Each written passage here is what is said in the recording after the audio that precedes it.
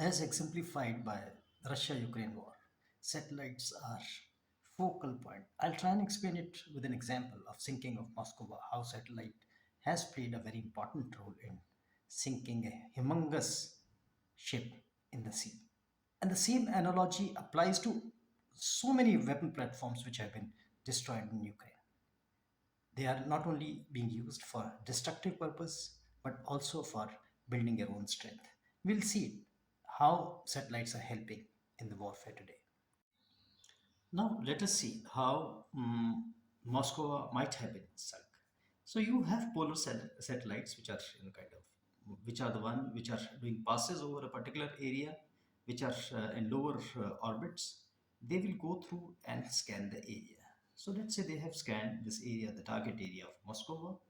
They have time and again come and checked the change in position, and probably the ship was quite static in that area for a long period of time, which is off this Snake Islands. Now, once these polar satellites, you know, identify the target, and I'm sure the Sentinel was the one which was projected as the satellite which picked up this thing. But military satellites are not going to be, given away, and they have identified and picked up this ship and identified as a target, and this information has been relayed to the information collection mechanism of the satellites, which can be a reception center, which are we have various ground observation centers out there through which the information is comes to there. It is sent to the intelligence shifting and analysis center, which is again in real time today with the use of AI. It is happening at a very fast pace, and this is now passed on through communication through a geosynchronous satellite to the ground troops or the weapon platform, in this case Neptune.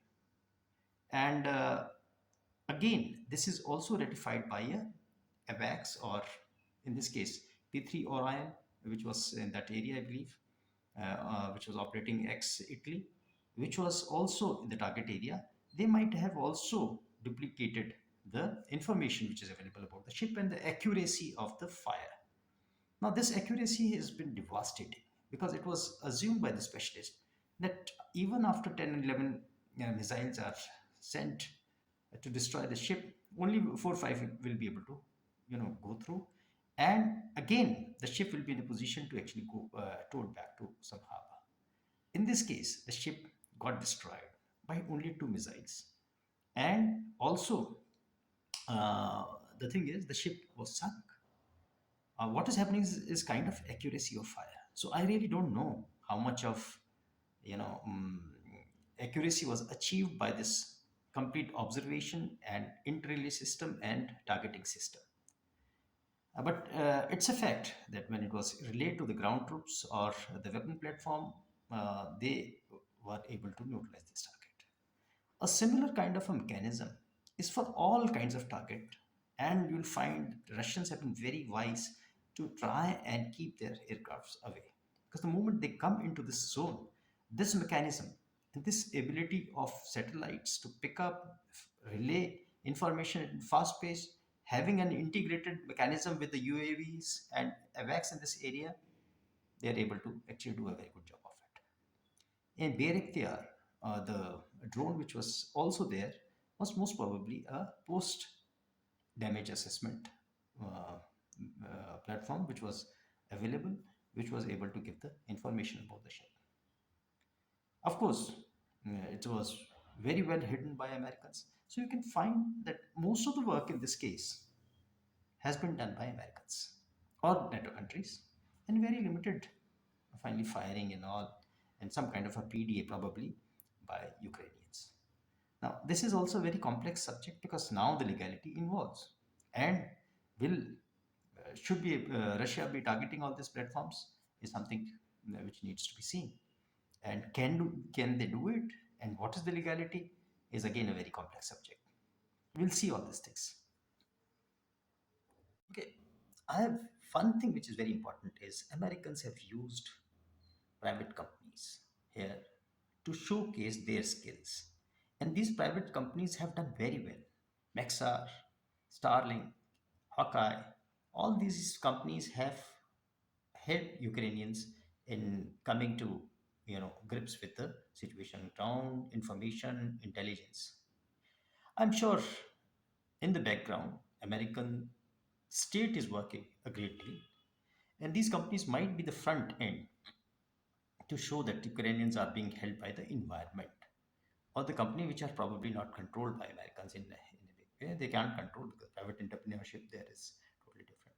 Now, point I want to say is that every nation, especially India, need to inculcate a culture of private entrepreneurship at the lowest level also and at a high technological level also.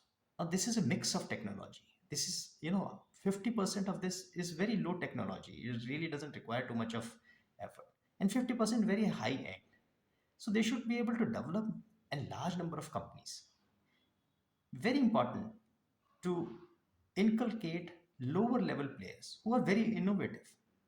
Look at Chinese. You go to your kitchen, you'll find smart, innovative gadgets which are being developed by Chinese. Why the similar kind of thing is not being done in India is something which is very intriguing, because we have a similar kind of a larger infected a population, and we have a system in place. Why it is not happening is because the government system in India doesn't allow smaller, weaker players to develop. Their players who are already in the market control the environment in such a manner that smaller players are discouraged right from the beginning. How you want to change it? It's up to, for the government to see.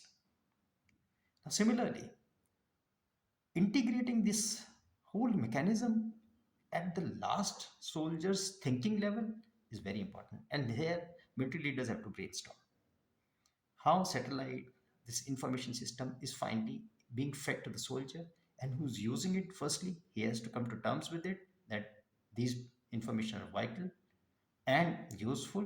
He should be able to demand it. In the initial stages when satellite images were available, most of the army leaders, especially, you know, they were not too keen that by the time these photographs and these satellite images come, we are already, done and dusted with.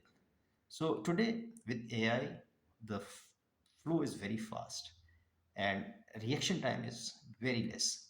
So military leaders at all levels should do a brainstorming, should get into the thought process of thinking towards this and use it. Similarly, at national level grid for communication, which is integrating all services towards this PDA, initial intelligence surveillance system, which is in place, which has to be made robust and duplicated, and created a system of mm, creating a system of information as on need basis. And this on need basis should not be time consuming. It should be so fast. It will be all manless, or it should be totally based on AI and computers, and information is fed at the fast rate. Similarly, drones and other smaller air observation instruments should be integrated in this satellite system. Especially the larger uh, observation system should be able to have a proper center. And lastly, as I have already discussed, legal system has to be put into place, because this is required for the war crime compilation and anti-propaganda tool. Because of this importance of satellites today and their usability in the warfare, nations right from early stages of during the Cold War, they have been trying to develop anti-satellite system, which was various mechanism have been developed.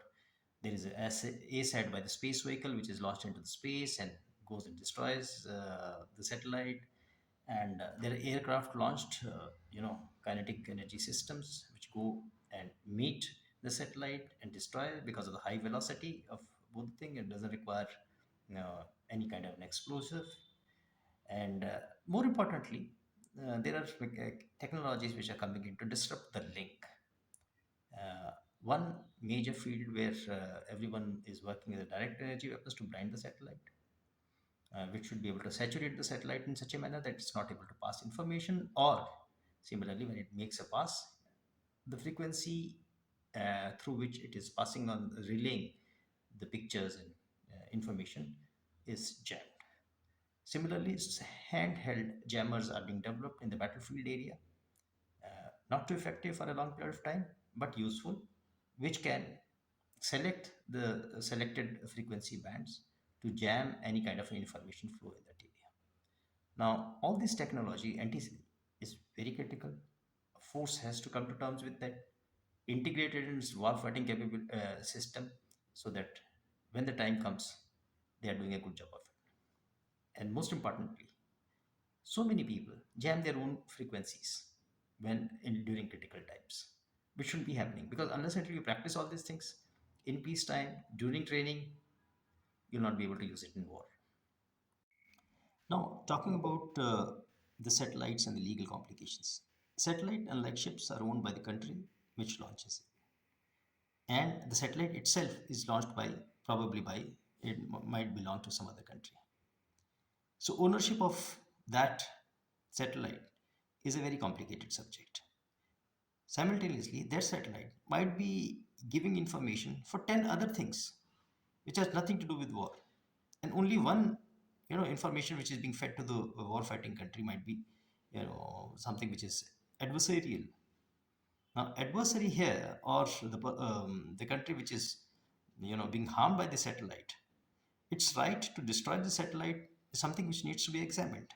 A legal framework has to be developed in the country, and it should be permanent. It has to continue working over a period of time. It cannot be left that what is going to happen during war, because you are going to fail. So a nation has to develop this team. At what level it is going to develop is something which is for the nation to decide, probably at the highest level. However, everybody needs to be taught at even at the last soldier's level, because it's so important that his emotions don't run high when it is not warranted.